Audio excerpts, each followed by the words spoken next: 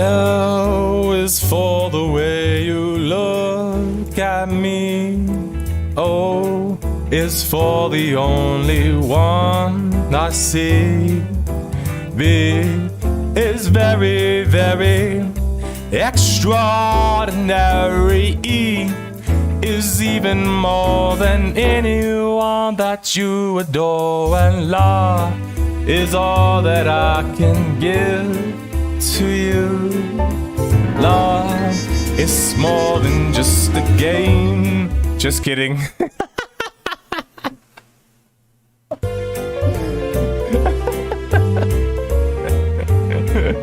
Fuck, I can't stop that track from happening because it's an auto track.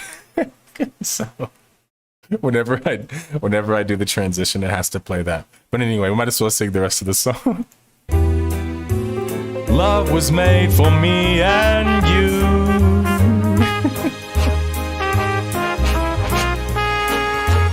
Is this loud, by the way? Because it's really loud for me.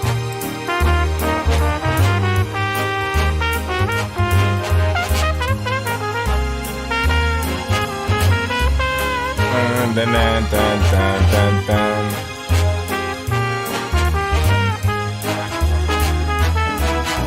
L is for the way you look at me.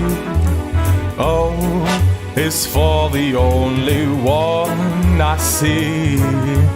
B is very, very extraordinary. E is even more than anyone that you adore. And love is all that I can give to you.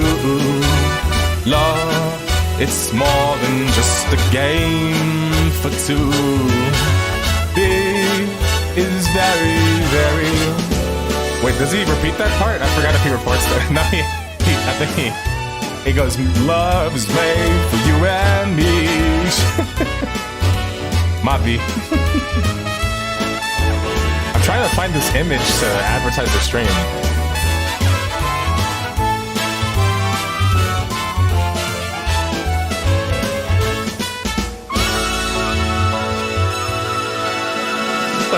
Oh, here it is. Okay, sorry. Put live now. I'm doing everything live. I went live on the stream too early, and for those wondering why I stopped it, it's because whenever you don't change the title of the stream, whenever you start linking all the videos, for some reason, it only links the original name. I don't know if that's just like an embedded thing or like an HTML thing or what, but it's annoying to me. But anyway, what's up, everybody? I think there's some people here, right? Yeah, cool. There are some people here. So I wanted to actually today do a little bit of analysis. I just felt like talking about it a little bit. We probably won't go for too long on the stream. Sorry. Let's knock this thing over. Let me move this out of the way. So basically, I've been, I was talking to actually one of my moderators and friends, Card, recently. And we were kind of remarking about how, and maybe this is where I'll start in a sense. New World is like probably the biggest virtual world failure we've had in the past, like, I would say like, oof, man. At this point, probably like 11 years? No, more. Probably like 13 years. It's one of the worst virtual world like failures we've had in the past 13 years. Basically, it's hot as fuck, by the way, for those wondering, which is why I'm trying to keep the camera more so on my head before this turns into a hot tub stream, because I'm literally sweating my ass off. But anyway, so I've been asked a lot before, obviously behind closed doors, by people who watch the videos and stuff, like, how do you determine when a game is ready for the Death of the Game series? And more importantly, like, why? Like, what are the identifiers that make it kind of like a failure or whatever. And honestly, what I find so far, especially with failures like New World, which are big, high-profile failures, is that there's not a whole lot of market research happening, right? Like when you pick up a game like that, let's walk through the whole process, right? Like you create your character. Of course, the first thing you're thinking is, how good is the character creator? How detailed is it? Is it customizable enough to my liking? Some people are very critical of character creators. I kind of understand why. Basically, because the way they see it is like the bars have been reached already, so character creators shouldn't get worse. But they are getting worse, sadly, in many cases. But beside that, like character creation, class creation, right? Or however you're going to choose your role as a person in this world. Now, that's where the first problem kind of already arises. Part of the problem already is you're already shoehorned into being a hero from the start, basically. You're shoehorned into being a fighter, worse. Because heroes can be of all kinds, right? Heroes of the pen. A hero is the guy that invented bread. You know what I'm saying? But in virtual worlds and MMORPGs, especially the vertical types, which are the majority of them, your only use to the world is really your ability to fight. And I think that keeps a large amount of other types of players away from the genre, because they don't feel like there's anything for them to do besides be a fighter. And if you're not into fighting, then perhaps you don't want to do that, or you're not good at it.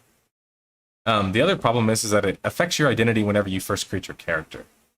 One of my big problems is, in many virtual worlds today, is that, and even some of the old ones too, of course, this applies to that as well, is that some of them feel like there's literally no thought process given into how like you actually arrive at whatever role it is that you arrive at. And for relevancy, okay, sorry, I was just checking the chat really quickly, because I have it open on my second monitor, but I usually use my restream monitor, or my restream spot, but I don't even think I stream it to Twitch anymore, so I don't think it matters if I use that chat. You only use that chat because it allows you to have two different chats at one time. But anyway, going back to what I was saying. So with class identity, how does that affect the game?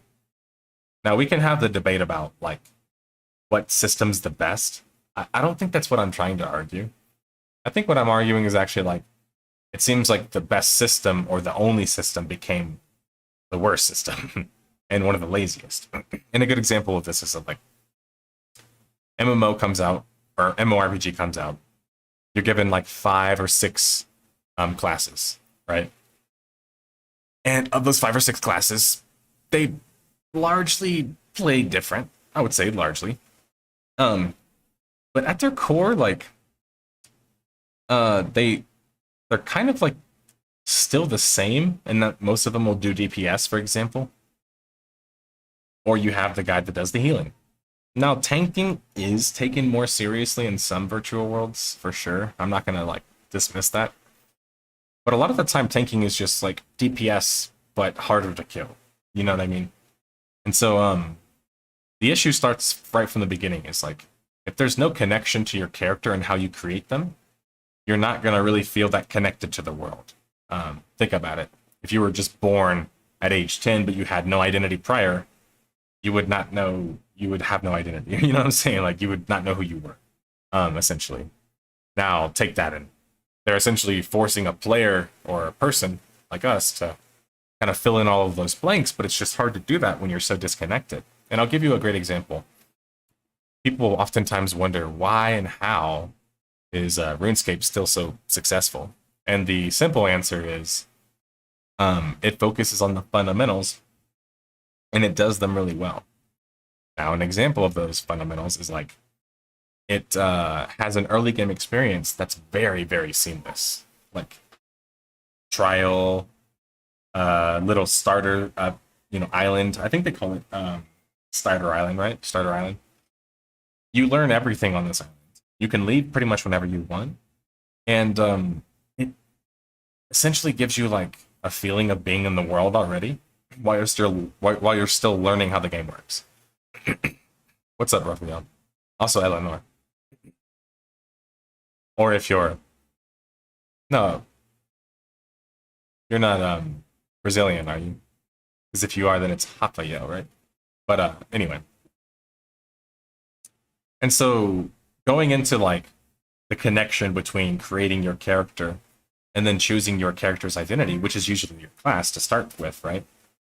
The problem is most of the time your identity stops there, right? So like in many virtual worlds, you don't further expand your class.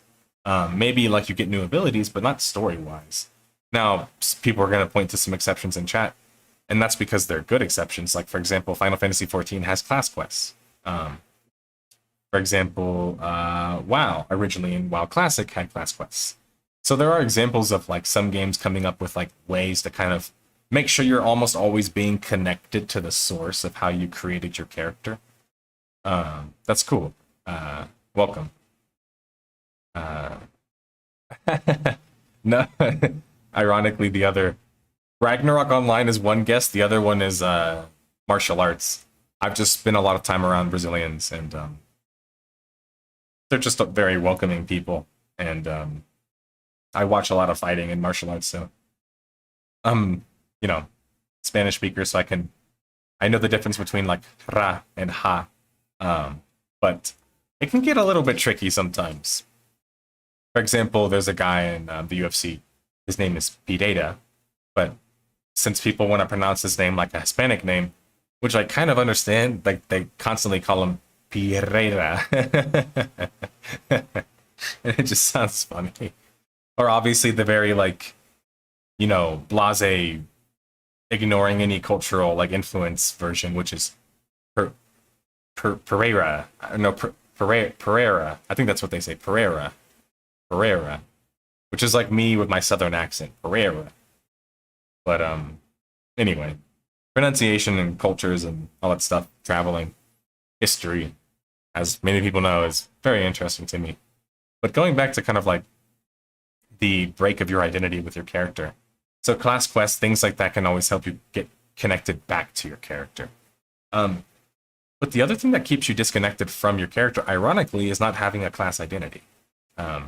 If your character doesn't actually have a class identity that's very well like established or put together, think about like Warhammer Online or WoW or, you know, Dark Ages of Camelot, where you can clearly know what the characters are and what they do.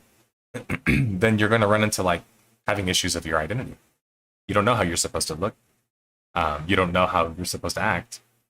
And yeah, that ends up being a problem.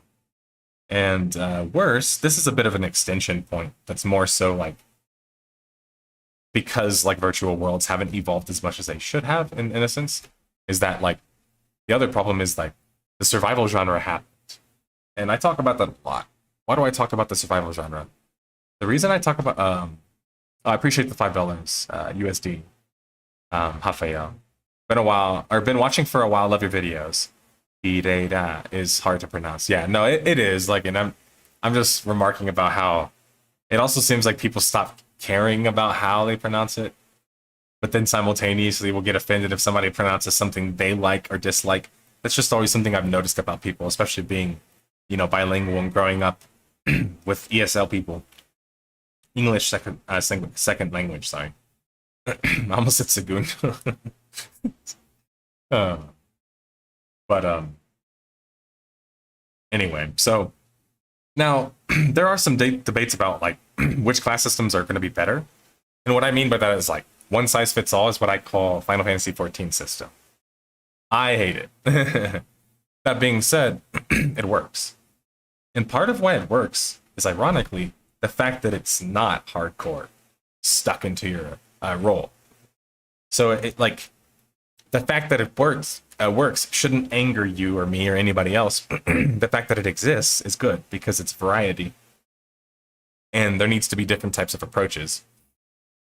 The problem is that besides like WoW, who ironically did kind of like regress in their combat system in many ways, many other virtual worlds haven't taken any of the torches from the previous games and kind of gone further than that.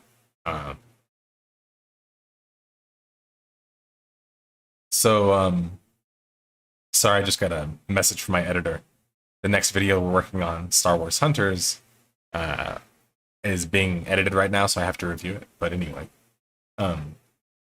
so the class systems that I'm going to prefer are going to be more like old school RuneScape, where it's kind of like your class system is more about what your job is, kind of like what you do. So are you an adventurer? That's like one job. But maybe you're also like a lumber person or a fisher or what, or a particular type of crafter.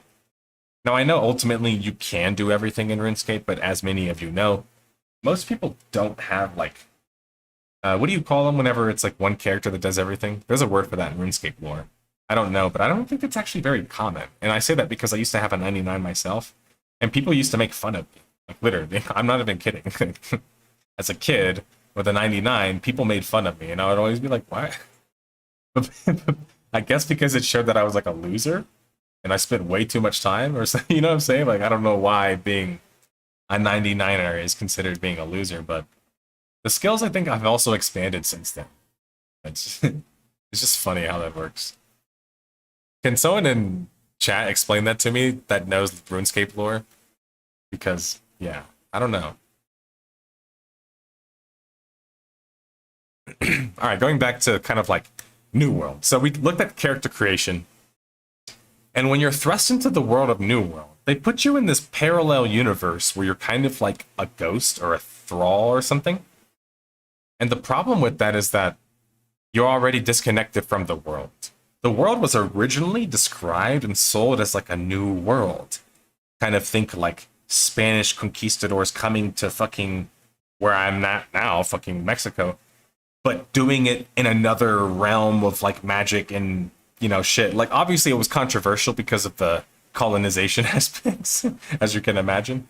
But like the idea behind it is that like it's colonization that failed epically, right?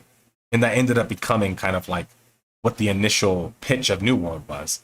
They probably backed off because of insensitivity, but as somebody who's literally, Mexican and also has like 9% indigenous blood, as one of the few people who's been tested, apparently, that like I don't think that bothers me that much. As long as it's done tastefully and you're not glorifying it, like you can still like gaming and storytelling is still supposed to talk about bad shit, guys. Like trust me, I could call up like 100 Mexicans right now, and probably none of them would care about the sensitivities of it. They're more so caring about like its execution, right? But that's kind of like a side tangent. So New World kind of like backed the fuck off on his like, or on their whole approach to storytelling, and they went into this kind of like magical world where like I think it was Aether is what they were calling it, was like their ability to kind of like harvest magic in the world, or it's not a bad concept. The problem with it is that what kind of world are we playing now? Are we playing like a 1800s with magic, or are we playing like modern day with 1800s like weapons for some reason? That's essentially what New World became eventually. They kind of like lost a lot of their style, started adding things like warhammers and stuff. It's like, what? Why would you have a warhammer in 1800s like musket firing? It just, you see what I'm saying? Like, and again, fantasy elements, they wanted to do that. There's a way they could have done it and not had it made, or not made it look so like cartoonish. A good example is the Secret World. Compare the Secret World world-wise or lore-wise or story-wise to New World, and if you can do it with a straight face, I don't trust you. New World has like 1 page of lore written about it. The Secret World has like 50. It's just like, you see why I say something like New World? It was able for me to, or it was easy for me to spot, not just because I tested it and I was there early, but because they weren't innovating, nor doing anything better than what was already being done in the market space. The only thing they offered that was unique was third-person combat that could switch to first person. The graphics were pretty good, and the sound was honestly really good. That's good enough to get your foot in the door, and maybe get your foot in the door for 10 levels, 20 levels. But virtual worlds don't make money off of you buying the game initially. And you might say, yeah, but buy to play virtual worlds exist. They do. But how many have existed in the past, I don't know, 10 years? What you'll find is that they're a lot less common than they used to be. Free-to-play is becoming a lot more common. That being said, buy-to-play games without subscriptions almost don't exist. Buy-to-play games that these days you almost always have a subscription or a freemium service. So essentially, like the full buy-to-play type, like PSO game, almost doesn't really exist anymore.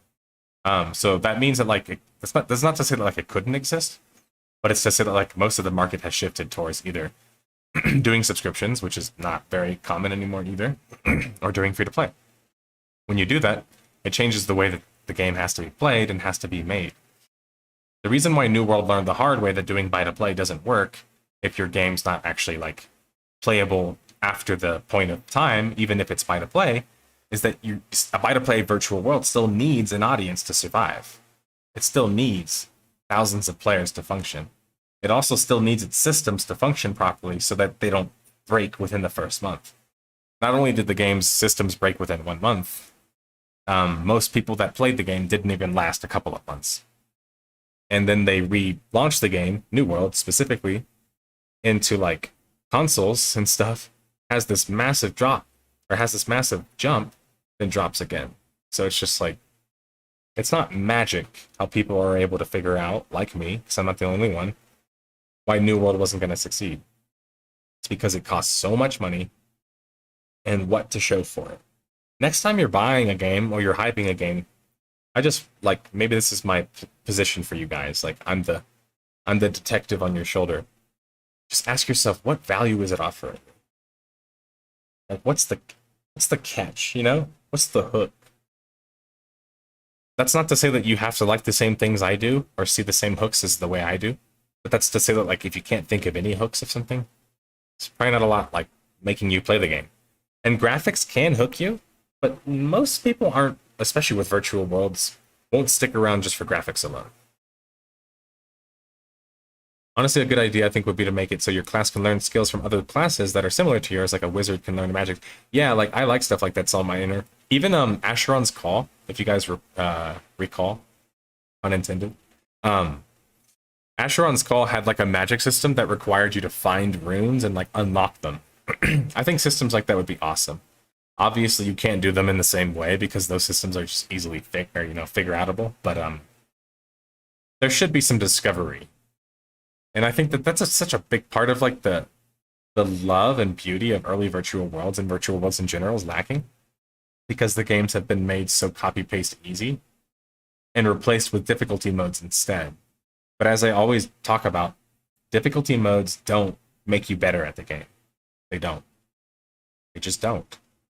Getting better at the game means that you have to be willing to push through the difficulty modes. I'll give you a good example. If you play like Mass Effect on normal, that's not to say that like you won't get better at the game, obviously.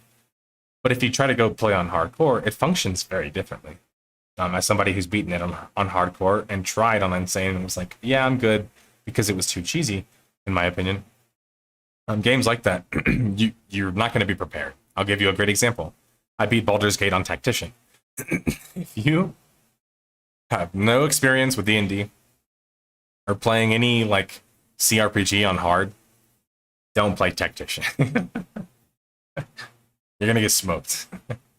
You're gonna have to spend hours literally like pre-buffing and studying and stuff like that. That's not fun for most people, but like difficulty modes like that in a single player exist because it's me customizing my own experience to however I want it. The problem is in a multiplayer game, it's hard to measure the bar. Where is the average skill? With some games, it's very low, depending on the player base and what their interests are. So you can't just make content that's too difficult suddenly, because people won't be ready for it. And you can't just make content that's too easy, because people will say, hey, like we're already like catching on to this, so we want to get something a little bit better. But if you make too much of a jump, then the other population gets mad at you. So it's like, yeah, that's what I was actually going to say, Kimia. My problem with Mass Effect system is that they just add another health bar on. It goes from health, armor, shield to like fucking barrier, and I just hate that. So by the time you're in fucking like boss fights in hardcore or like every fight in insane, everyone has 4 health bars.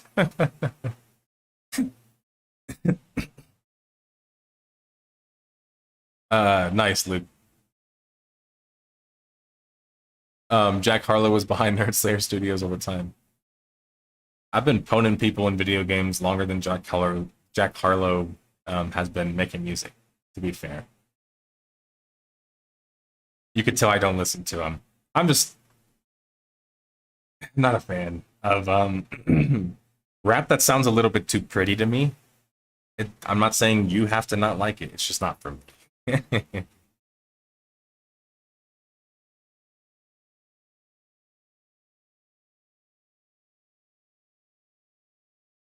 So what about RuneScape makes it good besides the 99er? What do you mean? Most people don't like 99ers. Are you saying like what other people like in the game beside that? It's it's leveling up. There's a million things people like in the game, to be honest. That's kind of the beauty of RuneScape is that there's so much fucking things to do. Um, but anyway, let's go back to kind of like analysis, analysis, because I want to talk for another like 20 or 30 minutes. Another thing to think about is just like do simple math in your head because an actual formula doesn't really exist for this, but just do this math. When you're playing through a game and you reach the end game, do some math. How long did that take you? How long do you think it'll take the average player? Then think to yourself, okay, compare those things, all right? What's the end game, right? A lot of these games like New World design end game. New World had, I think, at launch like 1 dungeon and like 1 raid, if you want to call it that. Um, and I think like a couple like in-game quests. So essentially, if you just like use a little bit of like rationale, and maybe part of why people aren't able to do this, including in the industry, I should specify, because I think many of you guys can in chat. You just haven't thought about it that way, or maybe you're not as like autistic as me. But journalists don't want to do this because they have to actually like learn how to play the games. And what I mean is that somebody like me is able to figure out how fast a game's beatable because I'm a turbo gamer, right? I'm the person that you QA test to see how fast I can beat your game. That's always been my interest, like, is beating games very fast. So trust me, it's always been funny when I hear people shame people for doing that in virtual worlds when it's like, that's always how I've played. There's nothing wrong with playing that way. That being said, I don't play that way and then think, why did I beat the game so quickly? No, I'm not confused by that. I know that I beat it quickly because it's me and I'm playing fast. However, I more so use that as a measure to be like, can other people beat it this quickly? If the answer is yes, and I think that answer is actually higher than like a yes, like 60, 70, 80%, then I'm sitting there thinking like, oh shit. Well, now this has to be a majority of the population is able to beat this game within 10, 15 hours, 20. If it's even like 30, it's not that good. If you isolate that down, 30 hours is like 3 hours of 10, or 10 days of 3 hours, right? 3 hours a day for 10 days. Maybe you only play on weekends. You could knock out 10 hours in a weekend. So like, problem is that like, if your game's beatable that quickly, it doesn't matter but virtual worlds constantly grow because here's the fallacy that you have to understand. Canned goods, aka theme park content, these are the opposite of each other. Theme park goods aren't canned goods. They're not non-perishable. They're perishable. They're very perishable. It's like opening bread or milk. They perish very quickly. So think about it that way. When the goods perish very quickly, they have to be sold and consumed very quickly, or generally are consumed very quickly. So after you beat the content, you very, likely aren't going to redo the content, right? You're just not really going to. So if you don't end up redoing it for a large period of time, maybe some players do, right? Maybe like 30% of players do. The other players who aren't redoing the content, well, now you have to sit at in-game and wait for the next expansion to come out. The problem with that is that the only fan base that's okay with that is Final Fantasy XIV's fan base. But anyway, jokes aside, the reason that's a faulty preposition is that there's not enough in the game itself. Of New World, for example. That's the example we've been using. Not just to pick on New World, by the way, but it's kind of worth picking on, to be honest, because it's such a high-profile failure. And you might be saying, yeah, but why pick on New World, like, even if it's a high-profile failure? Because you have a game that was worth, like, hundreds of millions, that had every opportunity to hire the best talent, that didn't hire almost anybody who knew what they were doing, really, had to, like, undo their game's formula after getting it tested multiple times before that and getting told that it wasn't going to work. Having to, like, push their launch, and then, like, the whole Clown Fiesta that came after it. As of right now, somebody can look up on Steam charts to fact check me on this. Please do that, actually, because I don't want to look it up. Because my camera right now is, like, hanging on a fucking, a little, like, box. And on top of this little, or it's like a little box, but the box is like a plastic box. So it just keeps, like, moving around. And I noticed that. I'm sure none of you guys care, but... we have the same... Oh, we already got that one. Final Fantasy XIV on Switch 2, when? Honestly, it probably will come out. Well, why is bro filming naked in 240p? I don't know, to get you excited, I guess. Does his... Oh, you mean, like, do I mean a game specifically, Kimia? Is that what you're saying?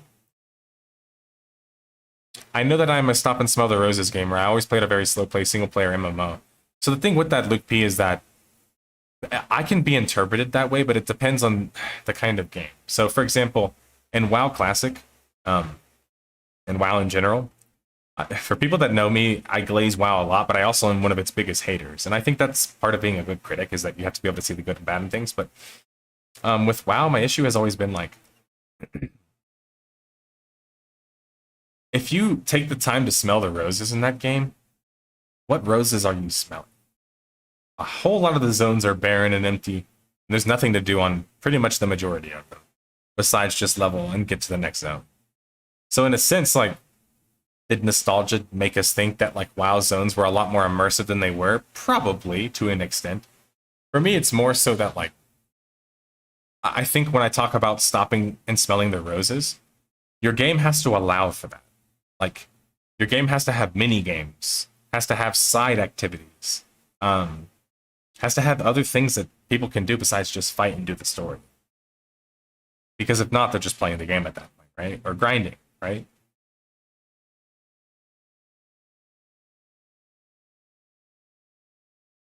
Elsewhere, you never reach the end game in a new patch in 1 month, or 1 year, or even if you play it every day for 8 hours if you not use your credit card. Yeah, so going back to New World, though, the other issue with it is that, like,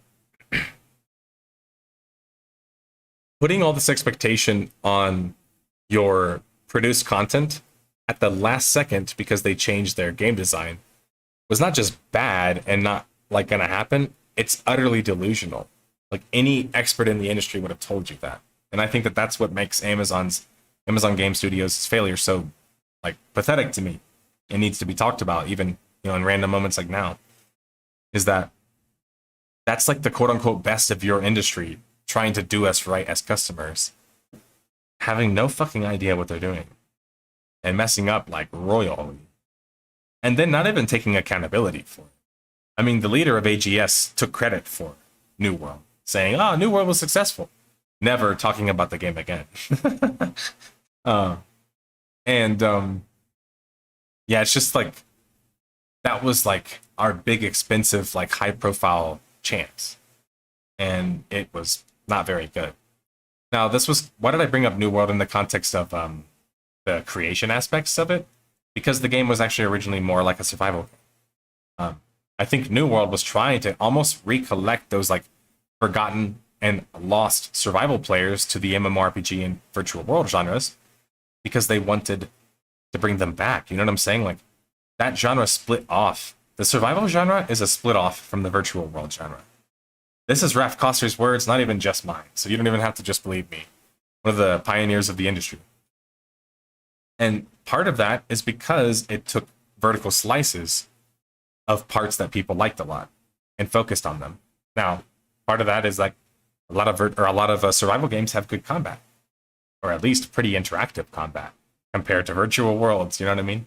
But almost all of them lack story. Interesting how that works, right? But that's because virtual worlds typically give you story, either in the way of class story, world story, or your own story. But like when I played New World and I used its building mechanics, nothing in the game was fucking even close to anything the survival game genre was doing. So that's why they stopped doing it, because they didn't even want to compete with them, because they were just getting their asses kicked. So when they actually went like full and launched the game, you basically got like almost an entirely different game than originally was promised and kind of like sold. And when that happens, you might think it's a good thing because change is kind of good, right? With virtual worlds, if you're not already set in stone with what your world idea is and have an idea of how to deliver your concepts in the game, right? The game world, I should say. You're fucked. There's no coming back, right? You can't be like, okay, well, our game launched and it came out, and by the way, nobody's playing it anymore. Can we have another couple $1 million to produce another expansion? No. If the answer is no, there's no more expansions. This recent expansion was a massive failure for New World, which is why they pivoted to consoles. Well, that pivot's not working anymore either. So what's left? If you've watched my series, you know they've already played all the fucking cards.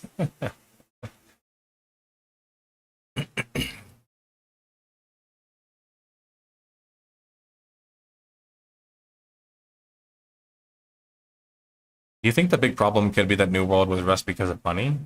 Because the only thing cool about it seems like, well, so it wasn't rushed, actually. A common misconception, it looks like it's rushed. It's rushed because they had no idea what they were doing.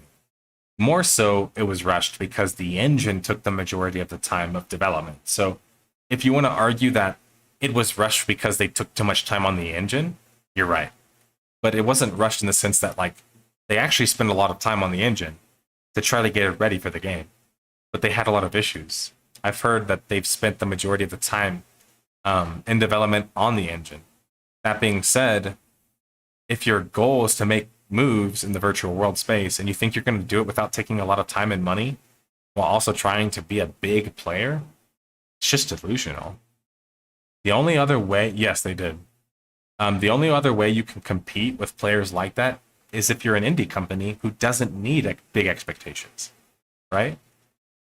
So like one of those idler games on Steam, I don't remember the name, Eidolon, is very popular. It doesn't need to have 1 million players or 100,000 players.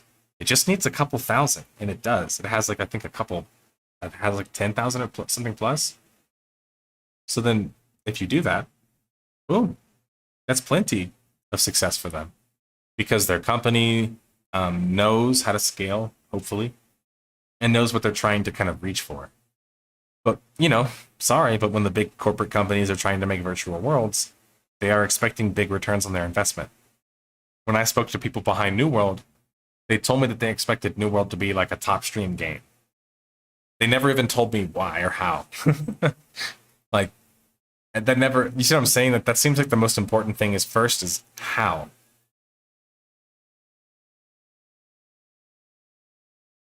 They never answered that. Because the biggest streamed audience, or biggest streamed games, let's pull up Twitch right now. Are they ever the ones that are the most hardcore? Let's just see. I gotta say, I don't know what the fuck that was. Okay. Just Chatting is the most popular by far. Followed by GTA. Followed by Schedule 1, a game about selling drugs. Followed by League of Legends.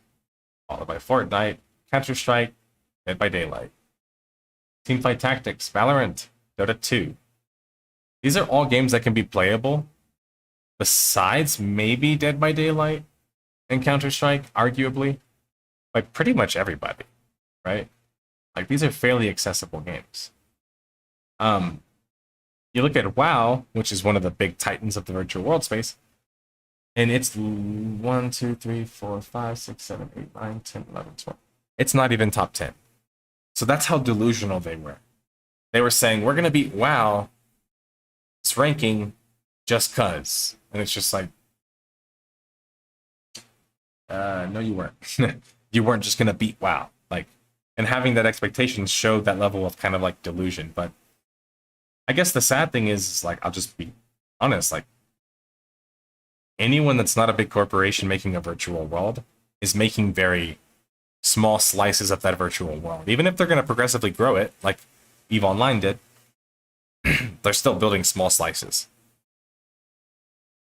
It's almost becoming to the point to where when you look at Riot and how much money they've spent on 2 virtual worlds, not just one, Hypixel's Hytale, and also the Riot MMO. The rumors and like reports say that they're spending tens of millions on that. I wonder how much they're spending on Hypixel. They must be spending like close to $20 million on virtual worlds every year. And they haven't even produced one yet. Or even shown anything that's in a playable state yet. You can kind of see the problem of virtual worlds. They become this endless pit where when you do have money, you're kind of right. You kind of just start throwing more money at it and think, oh, this can fix my problems. But it doesn't. Good systems and a fun game do. That's why Repo and Lethal Company are top-rated games, top-selling games, and top-stream games, despite being like... How much did Repo cost? I wonder if they tell you. Repo game cost.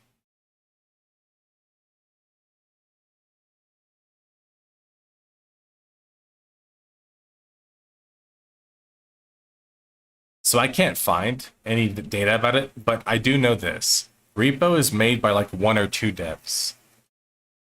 How many copies has Repo sold?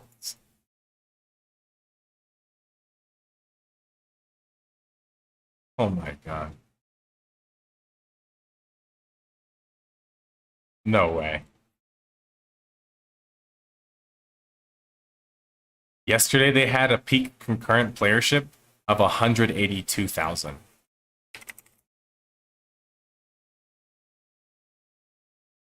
Look at this.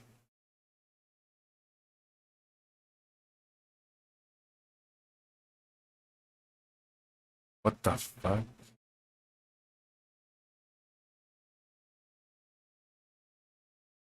Imagine your New World in Amazon right now and you're just looking at this like, how are we getting beat by these guys? Do you guys know how this game looks? I watch it a lot. This game looks like it was made in like 2005. And yet it doesn't matter because there's so many genius elements to it. It's kind of like an extraction shooter, mixed with a discovery game, mixed with a team game, mixed with a horror game. And look at it. So it's just like, yeah, but to be clear, Repo's not a party game. It's described as a co-op horror game. I but party games are very popular, of course. Mario Kart's the 5th best-selling game in the world ever. Mario Party's probably up there. And there's many more examples, of course. They just announced Kirby Air Riders, another Sakurai game.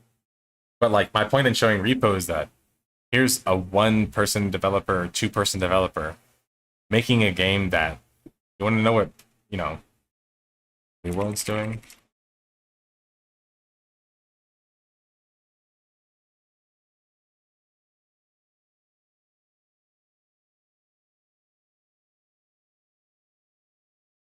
Oh man. Look at the difference. Holy Wow. That's insane, bro.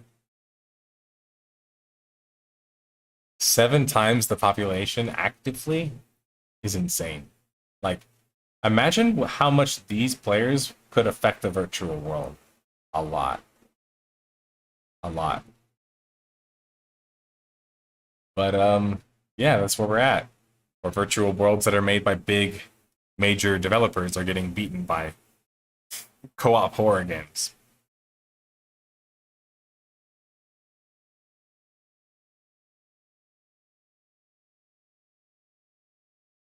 What if fam says my goal is to scam my audience? Interesting.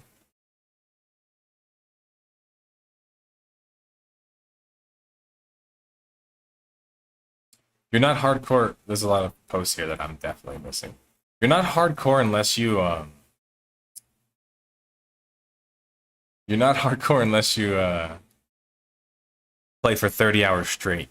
No, I'm just kidding. Like the hardcore arguments have always been gatekeeping. And the sad thing is that like the most innovative virtual worlds have always had very big problems with gatekeepers. And part of the problem is that they get a lot right, but they get other parts wrong. And like Darkfall Online is like a quintessential example of this. Let me show you guys some gameplay of Darkfall Online. This is a game that came out when this was first played. This was 2009. Actually, it's earlier because this is the beta. I think this is 2008. But it's uploaded in 9. So it might actually be 9. Okay. So what we have here, we have a game. I can see myself right there, lol. We have a game that essentially everybody has the ability to play first and third person with an avatar, just like in Skyrim or, you know, something like that. And here, you have massive siege battles of hundreds of players fighting each other.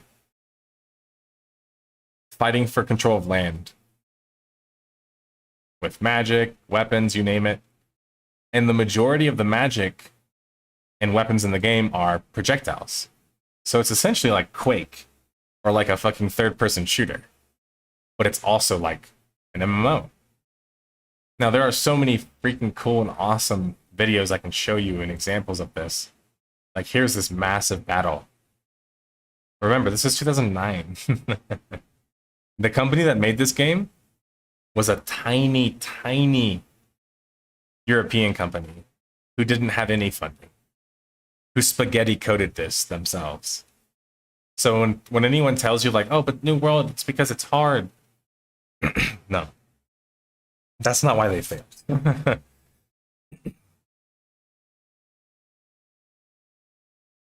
RTX? What?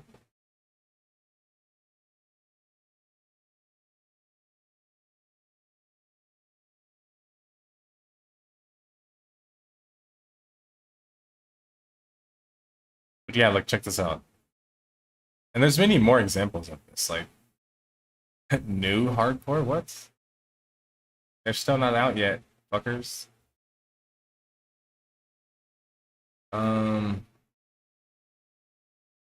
Here's one. Here's the fall of a guild. A guild all has all their mounts here. They're all trying to like lock the gates, and all you can see is lines and fucking bombardments. This is like planet side with fucking like fantasy shit.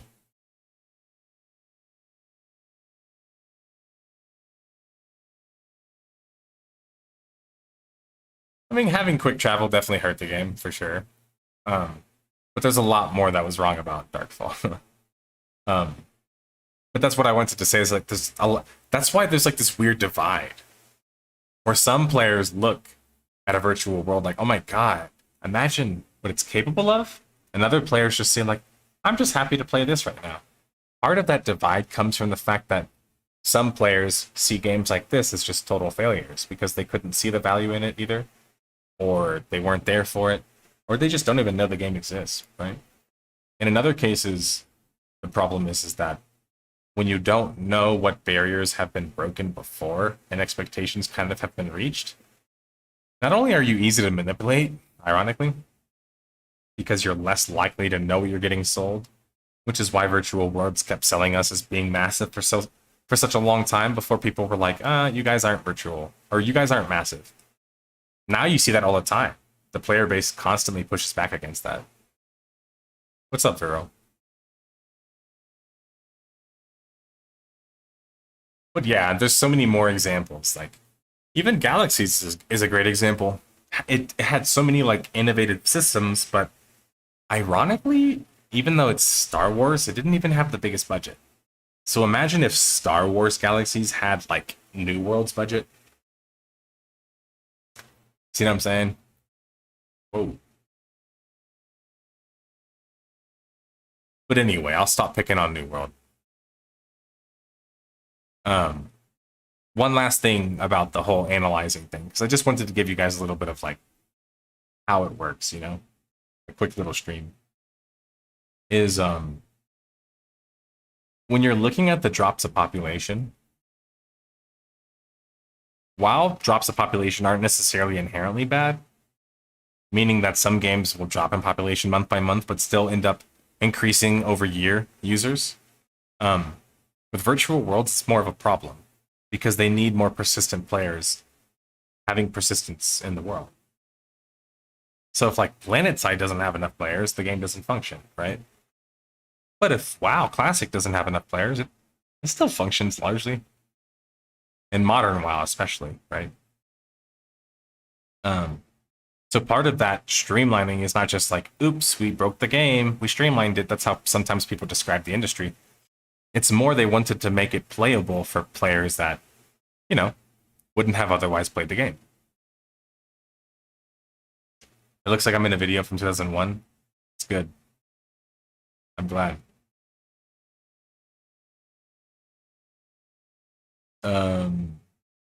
Honestly, I don't know if they were actually interested in MMOs in the first place. Like New World, you mean? I don't think they really were either. I think they wanted to make something more like Ark tried to do. You know? With that other game. I forgot the name of it.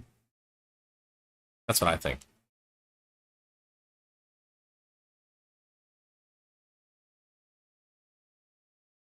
But something else funny that I wanted to point out before I left, honestly. If you have any questions, get them in now. But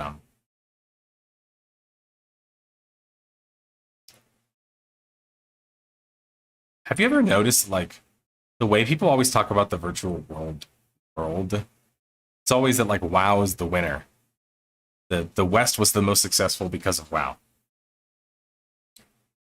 I was doing some digging and looking at revenues and stuff, and obviously not all of this is like hard data that I have access to. But these are big companies that have been releasing their data for a while. And what I found interesting is that they purport that WoW has made around 15 billion. That's an absurd amount, obviously. Now here's something interesting. Lineage has made more than that. And that's just with Lineage 1. That's not counting Lineage 2 and all the spin-off games, including the mobile games. So if you actually do the math, Lineage as a franchise has broke 20 mil, or 20 billion, sorry. Maybe more, I just don't want to go too far, but I'm going to say over 20 billion. Which means that they've been beating WoW for a long time. Which means WoW never had a lead on them, probably. Maybe before the mobile games, if you're going to ever argue it, I don't think you can, but I'm just saying maybe. That'd be the only place you could argue it. So Korea has been the mecca for virtual worlds. I just think that that's kind of ironic, in a sense, because a lot of negative things that people associate with, you know, Korean MMOs, they don't really acknowledge that, like, at the moment, without Korea, and even Japan to a lesser extent, nobody's making virtual worlds. So obviously you can still dislike particular aspects that might be featured in Korean MMOs, but I've noticed that like people pick and choose what they dislike and what they hate in other markets, especially. And what I mean is that they'll sleep, like the meme says, when fucking ESO has like 20 different ways to monetize you. But then they'll be like, oh my god, you can buy stuff in solo. So solo must be pay to win. And it's like, solo didn't have any pay to win in it. Swords of Legends Online didn't have any pay to win, but just because it was Chinese, literally because it was Chinese, people were like, it's pay to win. It's like, what the fuck? Like, you guys want to know something funny that I discovered when I was talking to Card? What market do you think is more pay to win? The East or the West? Guess what I'm going to argue? The West, and I'll tell you why. Name one major Korean MMO, or Japanese one, not Final Fantasy XIV, because it's westernized, that has level boosting.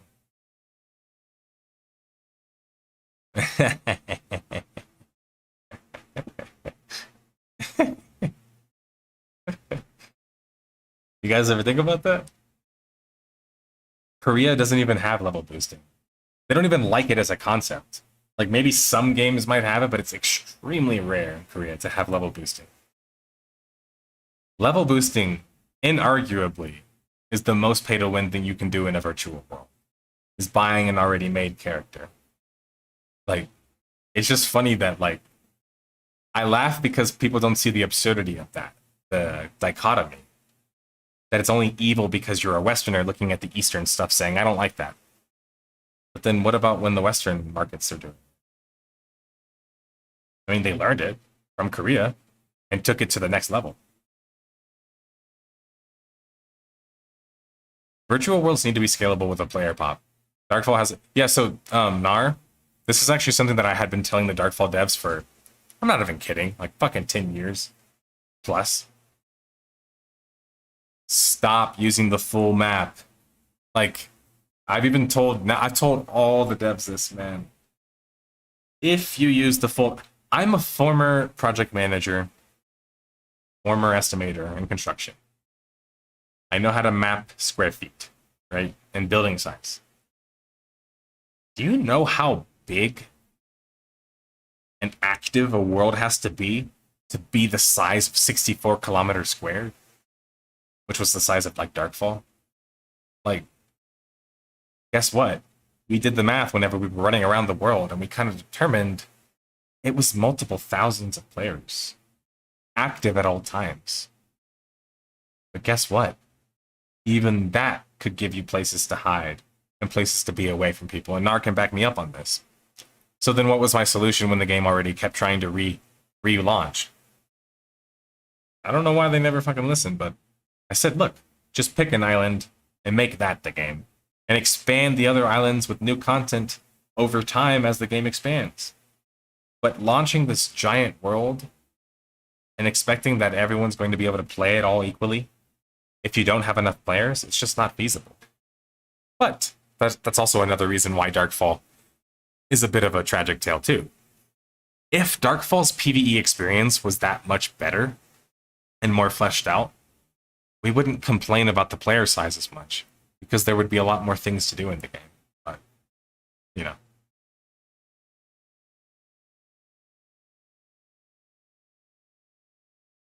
Yeah, but in a lot of Korean MMOs, the levels hardly matter. It's the weapon item and levels that matter, and this stuff is insanely pay to win. Well, like, give me a good example.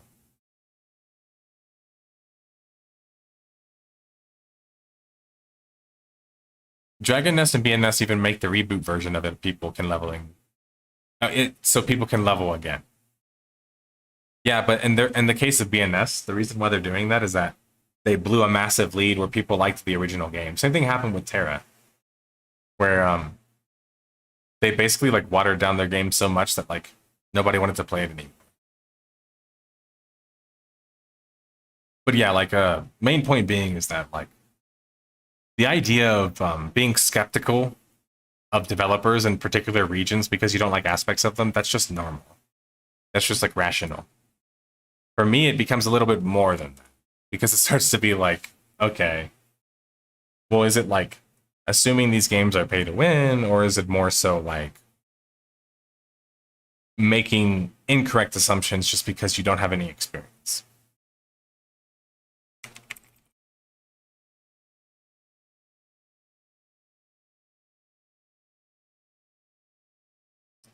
So we've talked about this before, but the most popular games in PC bangs in Korea are, generally speaking, going to be multiplayer ones. But there is one virtual world that's on the list, and it's Dungeon Fighter Online. Dungeon Fighter Online is another game that's grossed over 10 billion easily. So if you combine all that and MapleStory, the East has solar eclipsed the West in terms of money generated. And it's why I don't always understand when conversations are being had. It's okay to have them from your own lens of whoever you are, from whatever region you are. But when people talk about like big players, they'll always talk about like, oh, what the Western market gonna save the day? It's like, what was the last innovative Western like virtual world? Like WildStar? You know what I'm saying? That was in like 2014. You see what I'm saying? Like, the innovation's coming from the East, even if it's the kind you don't like. Yeah, ghoulish, it is massive. I mean, we can just check right now. Dungeon Fighter Online. Dungeon Fighter Online has grossed 22 billion. And MapleStory, 5. That's just the first MapleStory. And Dungeon Fighter, just the first. So that's not counting the spin-offs that they have. Why do I mention the spin-off part? Because the West has this weird delusion with virtual worlds that we can just make one and milk it for 20, 40 years. But that's not what the East is doing. And they're beating you guys. So I don't understand why we're like, we as fans, like, it's not on us, it's the developers, but we need to start holding them more accountable and our markets more accountable, wherever you're from in the West, to be like, why are we not more competitive? Like, we should be more competitive. We have the ability to. And yet we're getting like destroyed in revenue. And even in amount of virtual worlds generated. And even in innovation. So it's like, what can we win at? We need to win at something. And because the biggest winners in the West basically blew their massive leads by doing nothing, the Western market feels very stagnant right now, right? We're just waiting for somebody to come like make things better.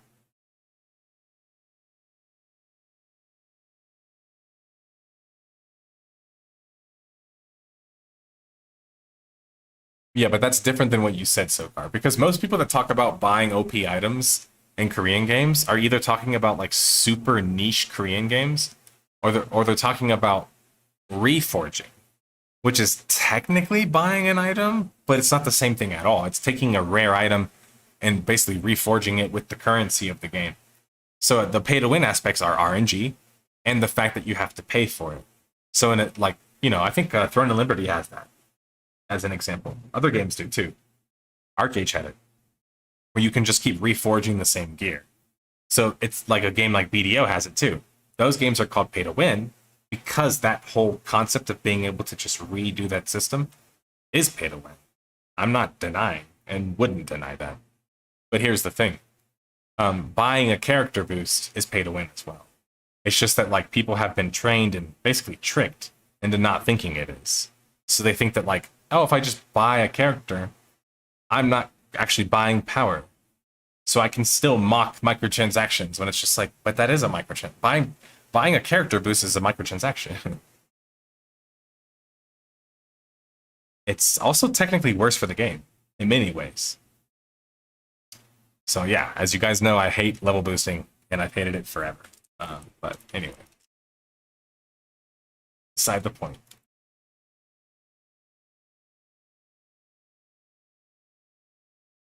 Yeah, it's just wow. The West needs to start doing something. But the people that we had to trust, or we had trust in the most, the big companies, they either failed or they're not even competitive anymore, which sucks.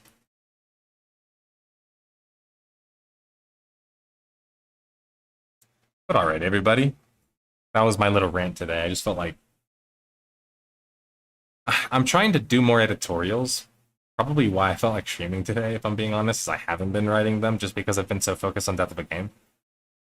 But I'll get another one out or two because I have a lot to talk about. And even though those videos don't really make my money, in some ways they're more important to me. Some ways. So that's probably why I have those thoughts stuck in my head. Yeah, ghoulish, but I'm not trying to just be like the Debbie Downer about it. I'm trying to actually explain to people too, like why it's happening. And this is just one conversation around that. The other one is talent and lack of talent, lack of move makers in the higher positions, lack of reinvesting into the communities and investing into them in general. Lots of things like that, you know. So hey, at least multiplayer games are still thriving, right? And that's always going to be the case, but it's just like virtual worlds. We want to be better because the ceiling for them is so much higher, right? I mean, when you look at like top multiplayer games and like 6 of the first things you see on the screen are from a virtual world, you realize that like at some point we were at the front of the line, right? Making the innovations. And we've been in the back of the line for a long time. And it's why I'll leave you guys with this. Remember, all those big numbers I talked about, those big money numbers, those numbers are impressive because it's good business and it's long-term virtual world business. But just because virtual worlds are good business doesn't make them the most popular. Virtual worlds have always been small fries. And that sounds strange because what? They're big, they're massive. Like you just talked about all this shit. What I'm saying is that 30 million people played Animal Crossing after buying the game. I don't think even 30 million people played Warhammer Online, period. Even free.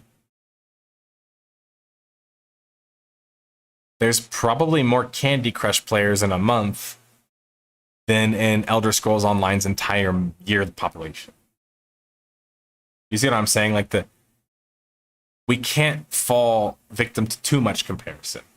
Because although the other industries might be taking certain aspects of the virtual world industry, the truth is that we're a niche industry. And part of us getting away from that is why we're getting beat up so badly. Because if you're able to get competed with by other non-niches, that means that they're taking the things that were good about your niche and basically taking advantage of those in their niche, right? Or their, maybe not niche, maybe they're more broad game, like an RPG. So, yeah, I'll leave you guys with that. But anyway, have a good rest of y'all day or night, wherever you are, and just a little bit of chatting. So see you guys later.